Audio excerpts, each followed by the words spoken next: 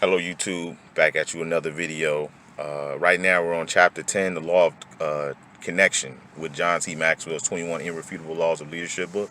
So, I was reading through the chapter.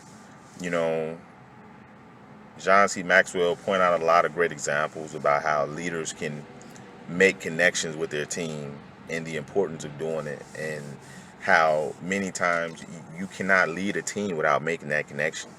And one great thing that he pointed out, it is the leader's responsibility to make that connection, to initiate that connection. You cannot, as a leader, wait for your team to make that connection, because they may never, do it. So, he gave some great examples. And he talked about some generals, some war generals who have made connections by shaking everyone's hand, during mealtime, and it was like a lot of people that were under him. So I think he spent quite a bit of time shaking everyone's hand, but how important that was to get his team and get his soldiers on the same track with him. You know, Another great example he used was the Southwest Airlines CEO, about how the CEO cared so much about their employees that he took time to listen to them and made them feel valued.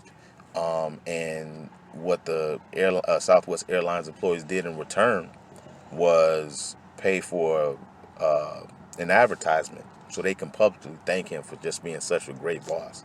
So that in turn, is what John C. Maxwell actually at that time, according to the book, uh, a big part of that he believed is what attributed Southwest Airlines to being the only profitable airline at the time. So, it's not just a social interaction, but it is an interaction that pays dividends financially, you know. But the heart of it is not financial dividends, as a priority. The priority is not financial dividends, but it's something that's from the heart. Because people know when something's fake or when something's real, and you know, one of the things as a leader, you want to be genuine, and you want to be somebody where employees know that you have their back, and that you're going to initiate a connection with them because you value them. And something that I think about, as I look at, um, just what God has done with me and on my team, is that, one big connection that I noticed that I've made in the past, over this past probably year and a half, with my team, is learning Spanish. Taking time to actually learn a language, uh, so that I can communicate. You know what I mean? It wasn't just about me wanting to get you to, work with me, or I believe you're a good worker, so I want you to know, you know, to take time to actually learn a language. It says a lot, and I think I said this in my previous videos. It says, without saying it, I want to talk to you, and the fact that I'm not I'm not pushing you to learn more English. I don't do that with my team. But I'm going to, like John C. Maxwell said in the book, I'm going to initiate the connection with you by learning your language. If you want to learn my language, that's fine. If you don't, that's fine, because I'm going to learn yours. And then that way, you know, as a leader, I will fulfill my responsibility to make that initial connection. Because most everyone on my team, their first language is Spanish. There's one guy who speaks Spanish fluently, and there's another guy who's just, his Spanish is probably as good as my English, or his English is as good as my Spanish, which helps quite a bit, because they got this one term Spanglish. That sometimes we mix the words a lot. You know what I mean? So, um, But it's amazing because, people talk about, and something I noticed in the warehouse is that there is a tension sometimes between the the black community there, and the Mexican community.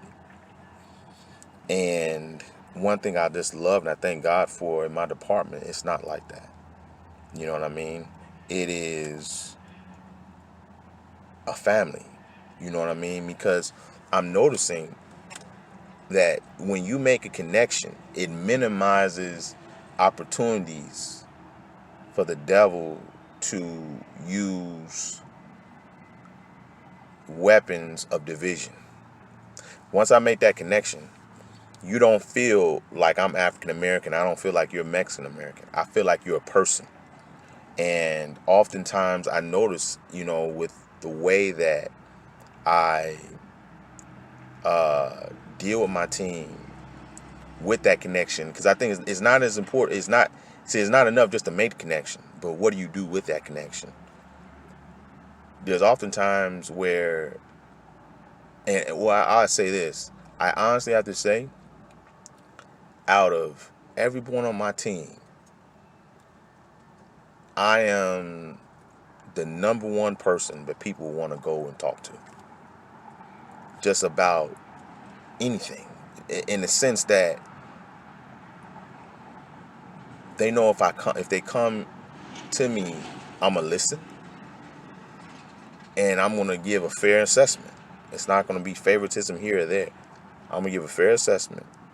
And I'm going to show them value, but also at the same time, valuing a good word. I'm thinking about the word is,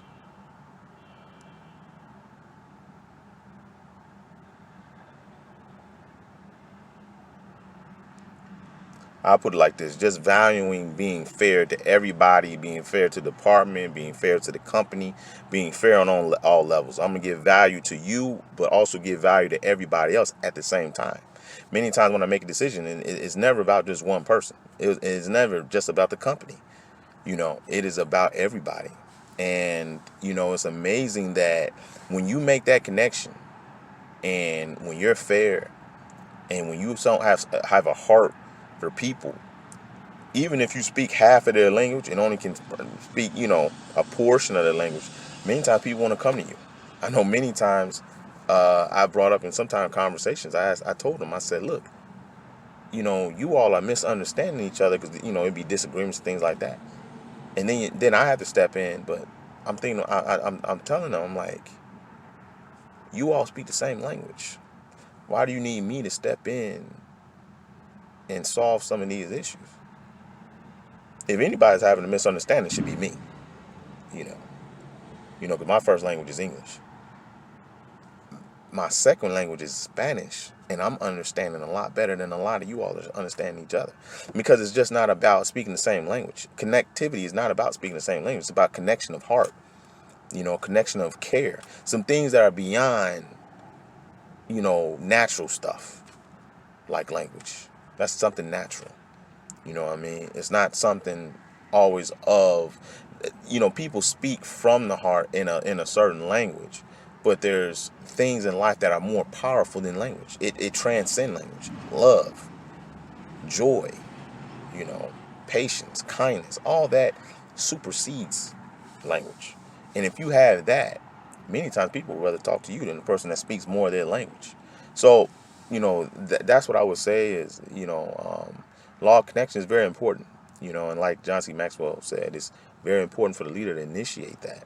He's responsible to initiate that, So, my life definitely, my leadership, my history of leadership, at my company, the law of connection has just been powerful.